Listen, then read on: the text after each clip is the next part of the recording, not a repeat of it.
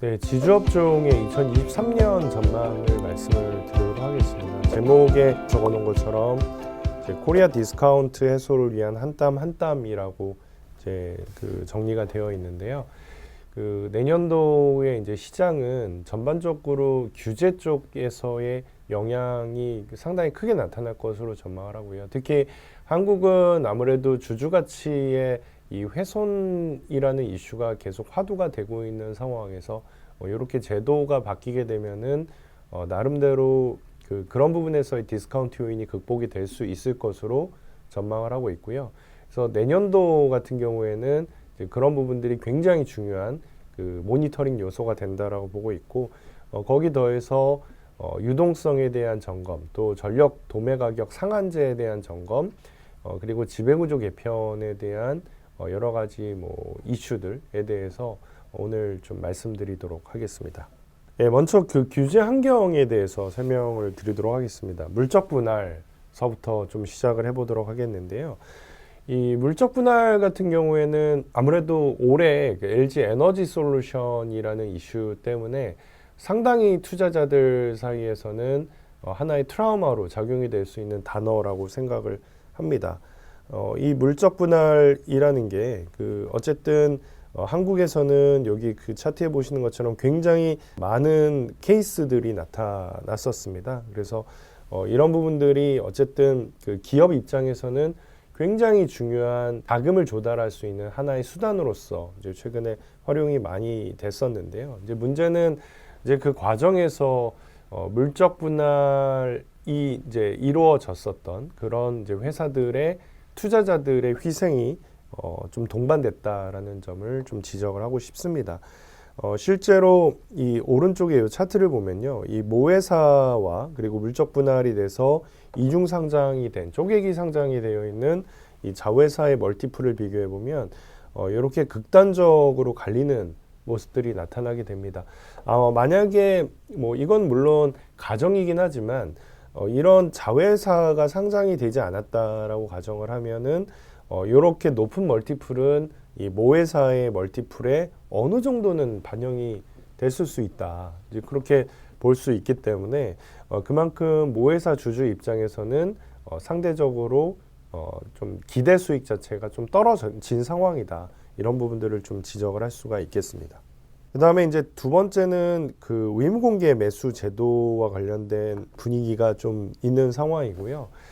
이 의무공개 매수 제도 관련해 가지고는 이제 한국은 미국하고 이제 한국이 의무공개 매수 제도가 현재는 도입이 안 되어 있는 상황이고, 나머지는 이렇게 다 의무공개 매수 제도가 도입이 되어 있는 상황인데, 이 제도에 대해서 좀 간단하게 말씀을 드리면, 이 의무공개 매수 제도라는 거는 이제 일정 수준의 대주주의 지분이 누군가에게 매각이 될 때 나머지 소액주주의 지분도 동일한 조건으로 매입을 해줘야 된다라는 이제 그런 제도인데요. 이제 한국에서도 과거에 이것과 비슷한 형태의 제도가 있었지만 외환위기 때 기업 구조조정을 저해한다라는 이제 이유 때문에 이런 제도가 사라지게 됩니다.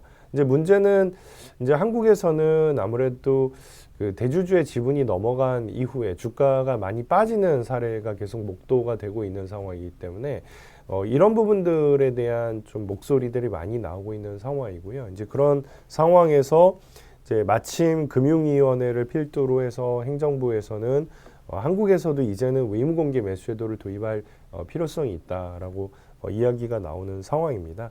다만 이제 아쉬운 부분들은 최근에 논의가 되는 과정들을 보면은 의무공개 매수제도의 도입을 직접적으로 이제 가져오는 게 아니라 주식매 청구를 도입하겠다, 이것과 관련해서 이제 이런 식으로 논의가 되고 있는 상황인데, 문제는 이제 의무공개 매수제도 같은 경우에는 최대 주주랑 같은 가격에 엑시스를 할 수 있는 기회가 보장이 되지만, 이 주식매 청구 같은 경우에는 이제 시가를 기준으로 결정이 되는 상황이기 때문에 이제 아무래도 경영권 프리미엄을 함께 누릴 수 없다라는 단점이 있고요. 게다가 이제 만약에 이런 M&A가 결정되는 시점에 그 당시에 주가가 상당히 약했다라고 가정을 하면은 물론 주식매 청구를 통해 가지고 엑시트할 수 있는 기회를 줄 수 있지만, 이거를 또 부정적인 시각으로 바라보게 되면 소수주주를 축출거래하는 이게 성격으로 변질이 될 수 있는 가능성도 있기 때문에 이제 이런 주식 매수권을 도입하는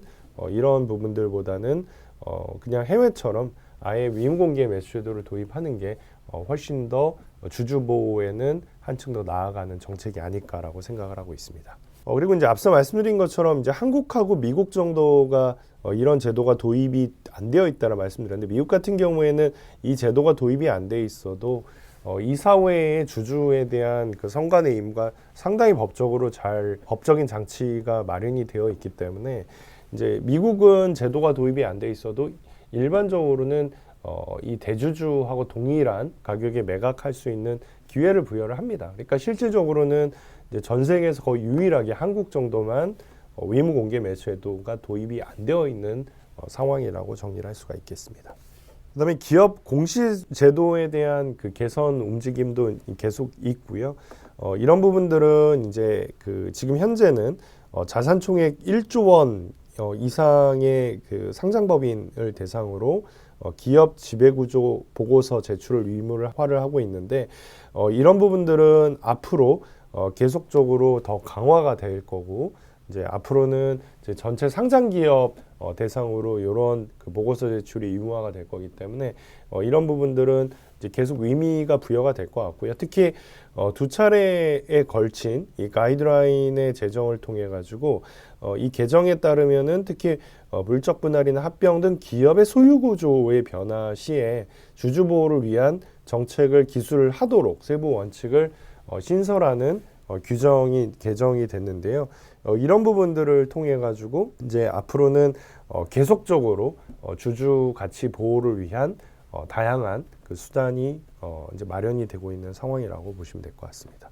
그리고 이제 내년도에 또 다른 그 제도 도입 중에 하나 논의가 되고 있는 것 중에 하나는 내부자 거래 사전 공시제도 도입이 검토가 되고 있는데요. 뭐 예를 들면 이제 내부자가 주식을 매도를 한다고 했었을 때 그게 수급적으로도 상당한 부정적인 영향을 끼치게 되지만, 또 한편으로는 이제 갑작스럽게 매도를 하게 될 경우에 얼마나 이 내부자가 이 회사의 전망에 대해서 부정적으로 보면, 혹은 지금의 가격이 높다라고 생각을 하면 매도를 할 것인가라는 이제 그런 식으로 이제 시장이 해석하는 경향이 생기기 때문에 일반적으로 이런 내부자 거래는 굉장히 부정적인 영향을 미치게 된다라는 측면이 있는데요. 이런 부분들을 이제 앞으로는 그 사후공시에서 사전 사후공시 규제로 전환을 하려고 하는 움직임이 있고요. 앞으로 내부자가 주식을 매도를 하려고 하면은 미리 언제 시점에서 어느 정도의 가격으로 얼마만큼 팔 것인가를 공시를 해야 되는 식으로 이제 규제가 바뀔 수 있다. 이렇게 좀 준비가 되고 있다라고 보시면 될 것 같습니다. 그 다음에 국회단에서 움직이고 있는 굉장히 중요한 움직임 중에 하나는 상법 제382조의 그 사망에 대한 개정 논의가 이루어지고 있다라는 거고요. 그 우리나라의 상법은 이사가 이사의 의무를 위무해서 이 위반해서 회사의 손해가 발생한 경우에 민사상의 손해배상 책임을 부담한다라고 되어 있는데, 다만 그 우리나라의 법원에서는 회사와 주주의 손해는 별개의 것이다. 그러니까 이사회 선관의 의무는 회사를 향하고 있는 거지 주주를 향하고 있는 게 아니다라고 판례를 통해서 입장을 견지를 하고 있기 때문에, 그래서 아무래도 굉장히 많은 이사회의 결의 혹은 의사결정 자체가 주주의 이익과 반대되는 방향으로 이루어지는 경우들이 종종 있다라고 보시면 될 것 같고요. 이제 그런 문제점을 해소를 하기 위해서 현재 382조의 사망의 문구를 이사는 정관과 법령과 정관의 규정에 따라 주주의 비례적 이익과 회사를 위해서 그 직무를 충실하게 수행을 해야 된다라는 식으로 이제 수정을 하려고 하는 움직임이 있고요. 이런 부분들은 현재 국회에서 논의가 되고 있다라 보시면 될 것 같습니다.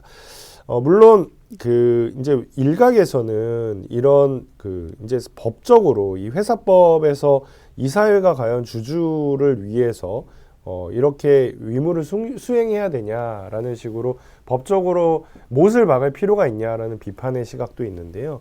근데 이제 해외 예상을 보게 되면 미국 같은 경우에는 모범회사법하고 그리고 델라웨어 회사법을 통해 가지고 이사는 직무의 수행 시에 주주를 공정하게 대할 의무를 위반해서는 안 된다. 그리고 주주에 대한 충실의 의무를 꼭 준수해야 된다라는 식으로 아예 법적으로 못을 박았고요. 그 다음에 이 영국의 회사법 같은 경우에도 주주의 이익을 위해서라고 정확하게 명시가 되어 있습니다. 그리고 이제 일본의 회사법 같은 경우에는 아직까지는 뭐 이런 부분들에 관련해 가지고 뭐 내용이 이렇게 딱 명시가 되어 있지는 않습니다만은 최근에 이 행정부에서는 주주 보호를 위해서 이사회가 책임을 다해야 된다라는 식으로 해석의 여지를 계속 만들어주고 있습니다. 그렇기 때문에 실질적으로 이제 한국에서는 아무래도 그 가장 그 이런 어떤 이사회 의무라는 관점에서 보게 되면은 가장 이 주주에 대해서는 상대적으로 좀 소홀히 하고 있는 이제 그런 모습들이 있다. 그거는 분명히 있다라는 사실을 말씀을 드리고 이제 그런 상황에서 이런 법의 개정을 통해 가지고 상황의 변화를 만들 수 있다라는 그 기대감을 말씀을 드리고 있는데요. 물론 이제 이게 실제로 개정이 될 수 있는가는 또 다른 얘기인 것 같아요. 이게 국회에서 어쨌든 이 상법 개정안에 합의를 하고 이 국회 본회의를 통해 통과를 시켜야 되는데 이제 그게 얼마나 어려운 것인지에 대해서는 이제 뭐 잘 알고 계시잖아요. 그래서 이런 부분들은 좀 장기적인 과제로 굉장히 중요한 변수라고 보시면 될 것 같습니다. 그다음에 이제 내년도에 이제 또 다른 그 중요한 변화 중에 하나는 지주사 설립을 위해서 현물출자 주식의 그 과세 특례 유예 기간이 도래가 된다라는 건데요. 이게 계속 연장이 돼가지고 2023년 12월까지 지주사 전환을 마치게 되면은 과세 유예를 해줍니다. 근데 이제 이게 연장이 될 것이냐에 대해서는 아무래도 불확실성이 있기 때문에 이런 부분들에 좀 대비를 해가지고 최근에 중견기업이 지주사 전환을 목적으로 인적 분할을 실제로 시행하는 사례가 계속 늘어나고 있는 상황이고요. 그 뭐 이런 부분들은 계속 과세특례 적용을 받으려고 하는 시도가 있을 것으로 전망을 하고 있습니다. 그래서 내년도 4월까지 인적 분할 관련된 이사회를 개최를 해야 이런 세제 혜택을 받을 수 있을 것으로 전망을 하는데요. 이제 관련해 가지고 인적 분할 사례가 늘어날 것으로 전망을 하고 있습니다.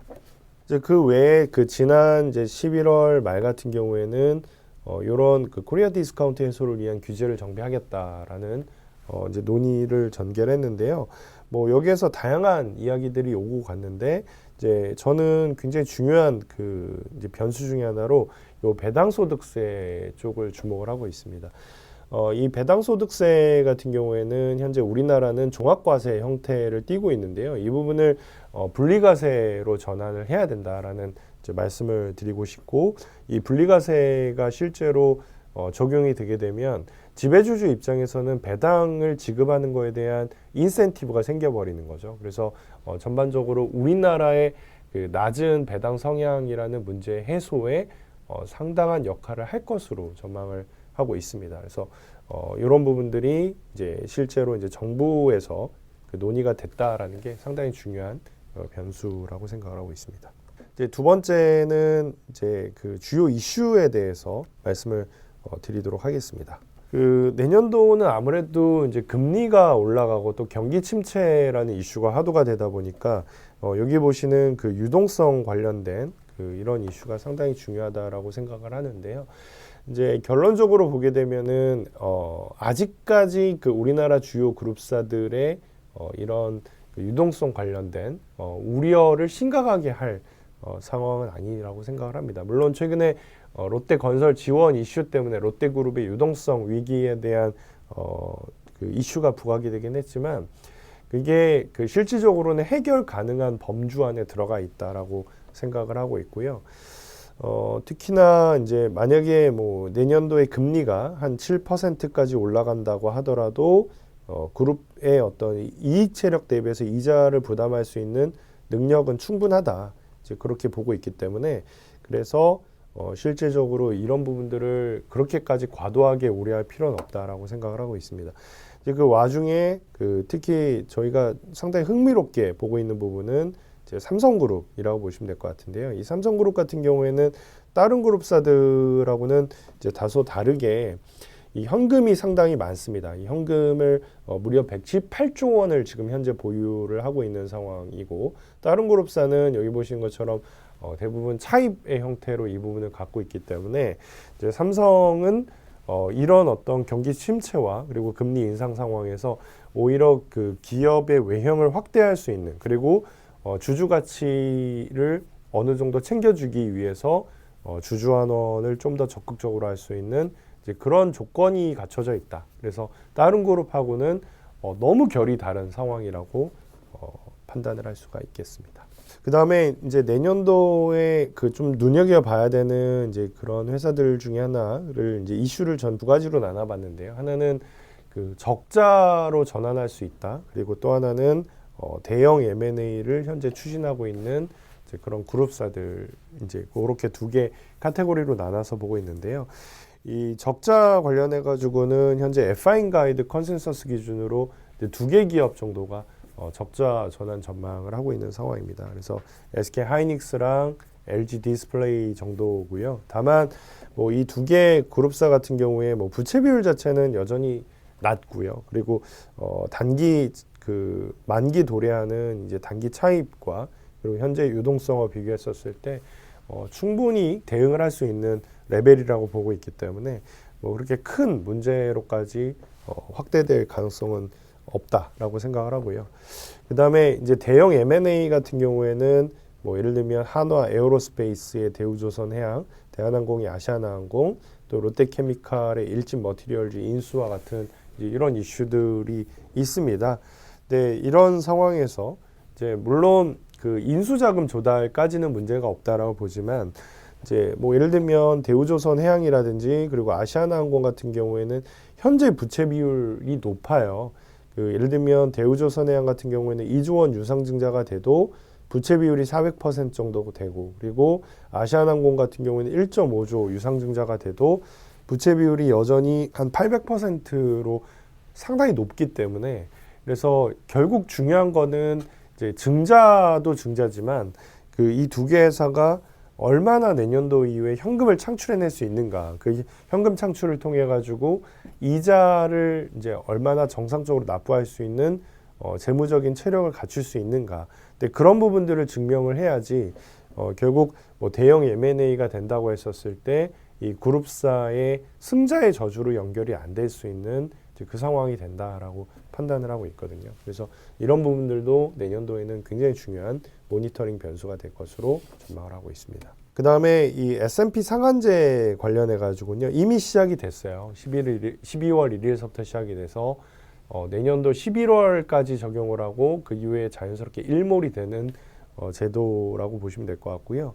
이제 간단하게 말씀드리면 이 S&P 상한제가 적용이 되면은 현재 S&P가 250원 정도 되는데, 근데 여기 보시는 것처럼 이제 이게 더 낮은 가격에 강제 적용이 되는 거죠. 이거는 유럽에서 현재 그 도입이 되고 있는 횡재세랑 비슷한 개념이라고 보시면 될 것 같고요.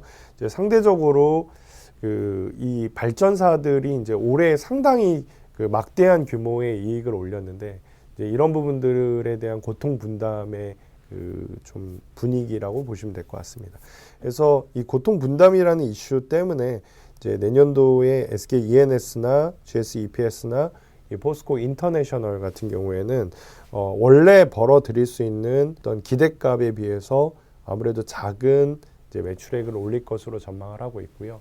이제 그러다 보니까 이제 올해 대비해서 내년도에 이익 체력은 확연히 낮아질 것으로 전망을 하고 있습니다. 그래서 관련해 가지고 이런 이제 기업들의 모회사들에 대한 이제 좀 기대값이 좀 낮아질 수 있다라는 점을 말씀을 드리고 있습니다. 이제 그룹별로는 그 지배구조 관련해 가지고 삼성그룹, 현대차그룹, 하나그룹에 대한 정리인데요. 일단 기본적으로 이제 삼성그룹 같은 경우에는 위기여건 자체가 상당히 여기 보시는 것처럼 취약하고, 특히 이게 결국은 공정거래위원회에서 얘기하는 금융보험사 위기여건 제한 제도 때문에 이제 삼성그룹 같은 경우에는 이 위기여건의 맥스가 15%밖에 인정이 안 되다 보니까 이런 부분들이 결국 지배구조 관점에서는 상당한 불안 요소가 되고 있다. 그래서 이 문제를 어떻게 해결할 것인가가 또 장기적으로는 좀 고민의 한 범주라고 생각을 하고 있고요. 그리고 이제 지금 당장 중요한 거는 내년 4월 달에 이제 2조 원에 근접하는 상속세를 납부를 해야 되고 이제 그걸 준비를 해야 되는데 이제 상속세를 납부하기 위해서는 결국 재원은 세 가지거든요. 하나는 여기 보시는 이 배당이 있을 수 있고, 그리고 이제 두 번째는 요 지분 매각, 그리고 세 번째는 담보대출이 이제 세 가지 옵션이라고 보시면 되는데, 문제는 이 담보대출 같은 경우에 여기 보시는 것처럼 이렇게 금리가 적용되는 금리가 계속 올라가는 상황이다 보니까 아무래도 수단으로서는 그 기능성 자체가 조금씩 그 퇴색이 되고 있는 거죠. 그래서 배당이나 아니면 지분 매각 쪽으로 선회를 할 수밖에 없는데, 이 지분 매각을 하게 된다면 그 당연히 주가가 높은 게 유리하겠죠. 그래서 삼성그룹의 지배주주 입장에서는 소수주주의 입장과 너무 똑같아요. 이제는 이해관계가 일치가 돼서 주가를 높이기 위한 많은 노력을, 직접적인 노력을 할 가능성이 있다라고 생각을 하고 있습니다. 그 다음에 또 하나는 지금 현재 국회에서 논의가 되는 보험업법에 대한 부분인데요. 물론 저는 결론적으로 보험업법 개정은 실제로 될 가능성이 굉장히 낮다라고 생각을 합니다. 그래서 이게 그 내년도에 큰 변수가 되지는 않을 것으로 전망을 하는데요. 근데 만약에 보험업법 개정이 된다라고 가정을 하면 일단은 여기 오른쪽 차트에 보시는 것처럼 삼성생명하고 화재는 보유하고 있는 삼성전자 지분의 대부분을 처분을 해야 되기 때문에 이게 누구에게 갈 거냐라는 거는 굉장히 중요한 변수입니다. 근데 제가 생각했을 때는 이게 이제 삼성물산에서 이렇게 그 커버하는 거는 이제 요 지주 비율에 문제가 있고, 요 지주 비율이 만약에 이렇게 높아지게 되면은 이게 단순하게 그 삼성생명으로부터만 전자주식을 사오는 게 아니라 이제 그 나머지의 30%까지 지분을 확대해야 되는 이 법적 강제 요건에 이게 적용을 받기 때문에 이제 물산은 실제로 생명으로부터 전자주식을 사오는 거는 불가능하다라고 생각을 하고요. 이제 그러다 보니까 물산의 지주사 전환설, 이거 항상 그 시장에서 계속 나오는 얘기긴 한데, 근데 가능성을 상당히 낮게 보고 있다라고 말씀을 드리고 있습니다. 대신 이제 이런 부분들을 해소하려면 이 삼성전자의 분할 가능성에 조금 더 그 가능성을 좀 높게 보고 있는데, 그 결국은 삼성물산이 아니라 삼성전자가 지주사로 전환을 한다라는 이야기를 하는 거고요. 이거는 재무적인 관점에서 충분히 우리가 달성 가능한 수단이라고 생각을 하고 있습니다. 대신 결국 이렇게 가려면 명분이 필요하고, 그 명분이라는 거는 보험법 개정을 통해서 그 명분이 만들어지는 거기 때문에 이 법적인 그 개편이 실제로 이루어지지 않는다라고 가정을 하면 전자가 당장 지주사로 전환할 가능성 그렇게 높게 보지 않는다라고 말씀을 드리고 있습니다. 그래서 이제 지배구조 관점에서는 뭐 이런 정도 이야기를 하고 있다라고 보시면 될 것 같고요.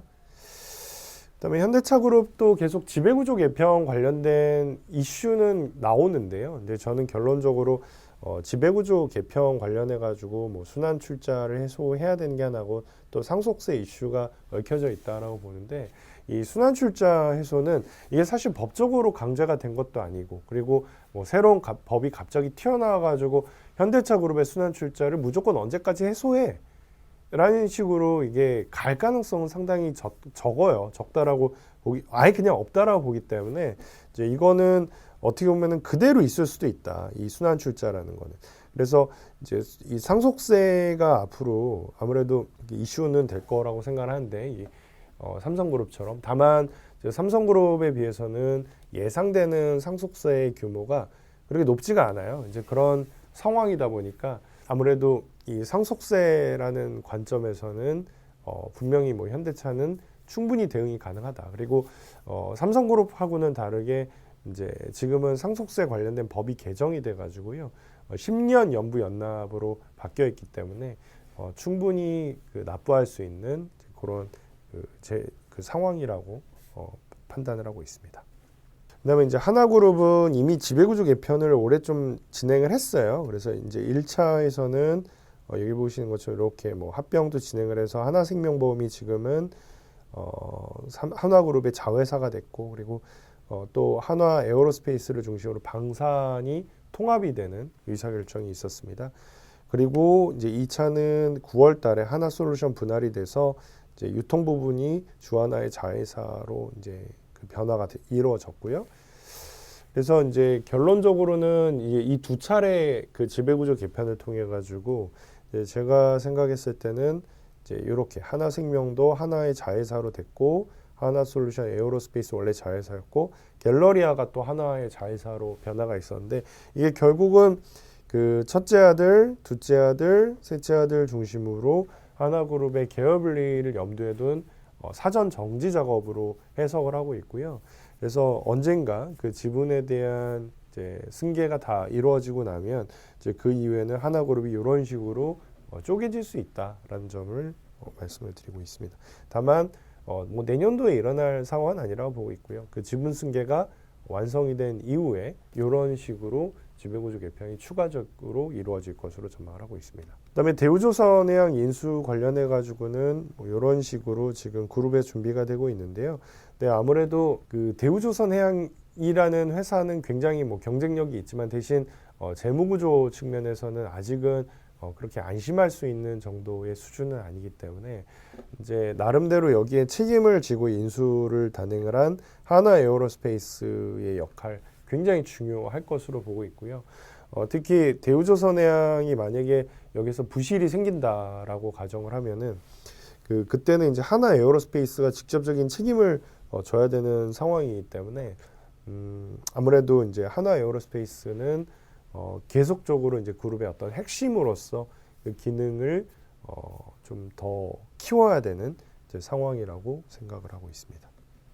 그다음에 그 내년도의 실적에 대한 통계를 좀 정리를 했고요. 전반적으로는 이제 내년도의 그 이익과 관련해서는 이익 창출과 관련해서는 다소 부정적이다. 뭐 그럴 수밖에 없는 게 그 IT 특히 반도체 중심으로 한 IT 쪽에 대한 전망이 그렇게 긍정적이지 않고요. 또 유가가 지금 하락을 하고 있기 때문에 관련된 업종 같은 경우에는 이익 체력 자체가 조금씩 약화가 될 것으로 전망을 하고 있습니다. 그래서 내년도에 그 수익성 자체는 올해 대비 둔화가 될 것으로 전망을 하고 있습니다. 그다음에 여전히 뭐 저평가되어 있는 상황이라는 것은 뭐 두말할 필요가 없을 것 같고요. 그리고 배당도 물론 이제 내년도의 실적에 대해서는 다소 보수적으로 보긴 하지만 또 주가 관리를 해야 되거든요. 최대 주주 입장에서는. 특히 지주사 같은 경우에는 담보대출에 대한 비율 자체가 최대주 담보대출 비율이 높기 때문에 주가 관리는 굉장히 중요한 화두 중에 하나입니다. 특히 약세장으로 가면 갈수록 또 그런 맥락이 있고요. 그래서 이 배당 관점에서는 여전히 그 적극적으로 그 정책을 시행할 가능성이 높다라고 판단을 하고 있습니다. 네. 여기까지 그 내년도 지주업종의 이슈들을 좀 묶어가지고 설명을 드렸는데요. 이제 다시 한번 요약해드리면 규제라는 관점에서는 주주 가치를 조금 더 현실화하기 위한 실질적인 노력이 지금 현재 행정부를 중심으로 이루어지고 있다라는 점 긍정적으로 평가를 하고요. 유동성 관점에서는 굉장히 우려가 크긴 하지만 그래도 충분히 대응 가능한 레벨에 있다. 이 실적은 내년도에 다소 악화가 될 것으로 전망을 하지만 또 반대로 주가 관리에는 그만큼 더 적극적으로 나설 수 있는 가능성이 있다라고 생각을 하고 있고요. 그리고 주요 기업들의 지배구조 관점에서는 느린 가운데 점진적으로 더 개선하기 위한 흐름으로 이루어질 것으로 전망을 하고 있습니다. 그리고 마지막으로 그 내년도에 조금 더 낙관적으로 보는 이제 기업들은 저는 삼성물산이나 두산 그룹으로 말씀을 드리고 있고요. 기본적으로 재무구조의 안정성을 갖추고 있는 가운데 성장에 대한 기회에 조금 더 오픈이 될 것으로 전망을 하고 있습니다. 예, 이상으로 2023년 지주업종에 대한 그 전망 리뷰를 설명을 마치도록 하겠습니다. 경청을 해주셔서 감사합니다.